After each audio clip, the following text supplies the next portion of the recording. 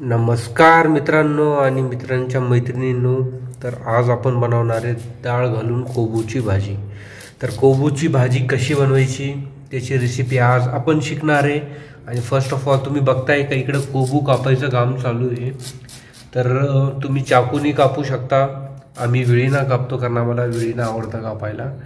तर विळी कोबू अशा प्रकारे तुम्ही कापून घ्यायचा आहे तुमचा.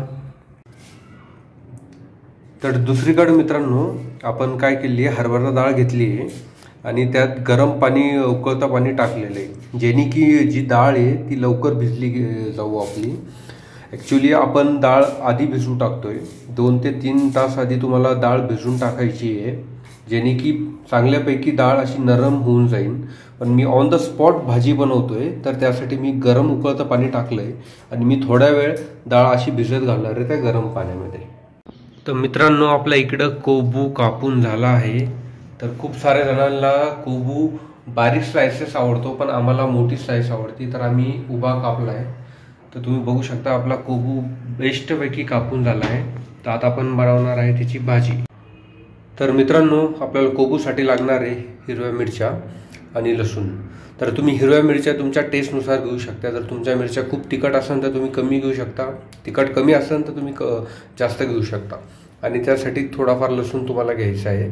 तर याला बारीक चिरून घ्यायचं आहे. तर मित्रांनो तुम्ही बघू शकता आपल्या मिरच्या कापून झाल्या आहे. इकडे लसूण पण आपला चिरून झाला आहे. तर मिरच्या आपण जास्त कापल्या कारण आपल्या मिरच्या जास्त तिखट नाही आहे, तर आपण मिरच्या जास्त टाकणार आहे. तुम्ही कमी कापू शकता तुमच्या मिरच्या किती तिखट आहे ते बघून. लसूण पण झाला आहे. आणि इकडं आपण तुम्ही बघू शकता की आपण कढई पण तापायला ठेवली आहे. हाय फ्लेम केला आहे कढईचा आणि आपण त्याच्यात टाकतोय तेल.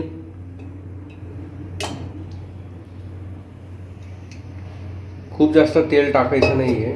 आपण बघू शकता तुम्ही 3 वरंगळ्या टाकल्या आहे कारण आपला कोबू आहे इतका. तर इतक्या कोबूला तुम्ही टाकू शकता 3 वरंगळ्या तेल. तर मित्रांनो तुम्ही बघू शकता आपलं तेल तापत आलंय. इकडे आपली मसाले सगळं प्रकारचे मसाले, लाल मिरची, हळद, जिरे, मोहरी. तर आपण याला आता मोहरी टाकतोय. तर मोहरी टाकली आहे चांगल्या प्रकारे. तर आपण याच्यात टाकणार आहे आता जिरे.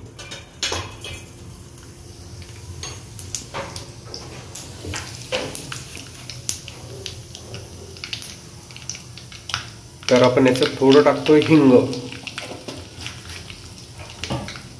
तेल किती भारी उकळले तुम्ही बघू शकता. आता इथं आपण टाकणार आहे लसूण जे आपण कापून घेतला आहे.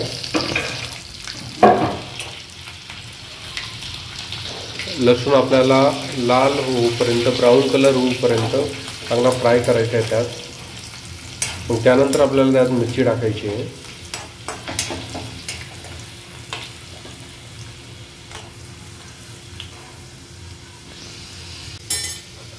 तर आपण आता याच्यात टाकतोय मिरची.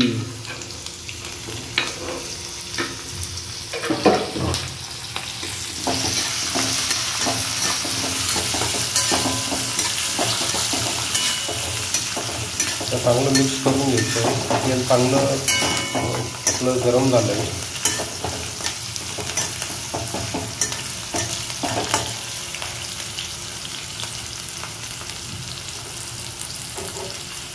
तर तुम्ही बघू शकता आपली मिरची पण चांगल्या प्रकारे परतत आली आहे. मिरचीचा कलर बघा तुम्ही.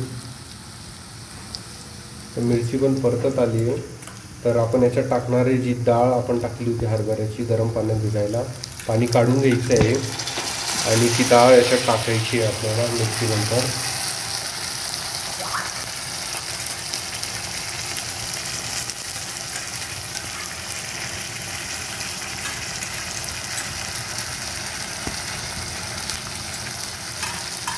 डाळ टाकून त्याला प्रॉपरली मिक्स करून घ्यायचं आहे त्यात.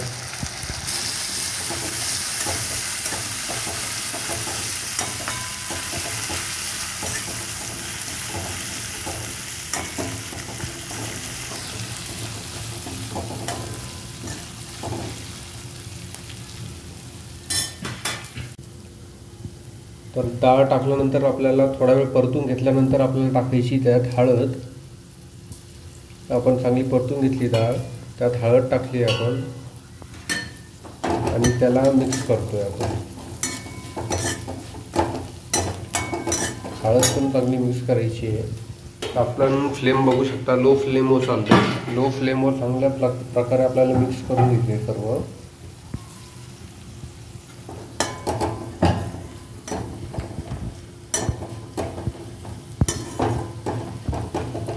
चांगल्या प्रकारे हळद मिक्स झाल्यानंतर आपण त्यात टाकणार आहे कोबू।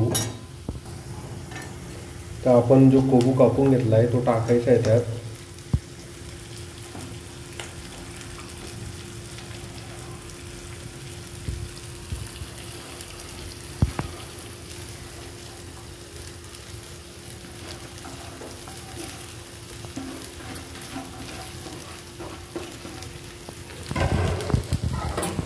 कोबू टाकून झाल्यावर तो चांगल्या प्रकारे मिक्स करून घ्यायचा आहे।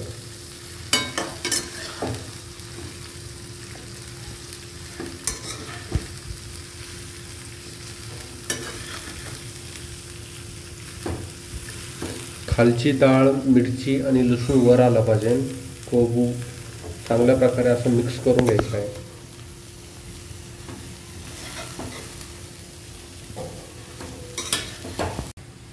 तर आपण बघू शकता, आपण चांगल्या प्रकारे मिक्स करून घेतला आहे कोबू। आणि आता आपण मीठ टाकतोय त्याला। चवीनुसार तुम्ही तुमचं मीठ टाकू शकता। तर मीठ चांगल्या प्रकारे स्प्रेड करून घेतलंय आपण यावर। किती भारी दिसतंय तुम्ही बघू शकता कोबू। आणि ते मीठ चांगल्या प्रकारे मिक्स करून घ्यायचं आहे।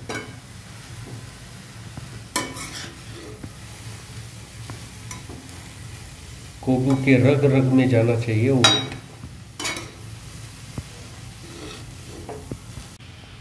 तर तुम्ही बघू शकता आपण चांगल्या प्रकारे मीठ मिक्स केलंय।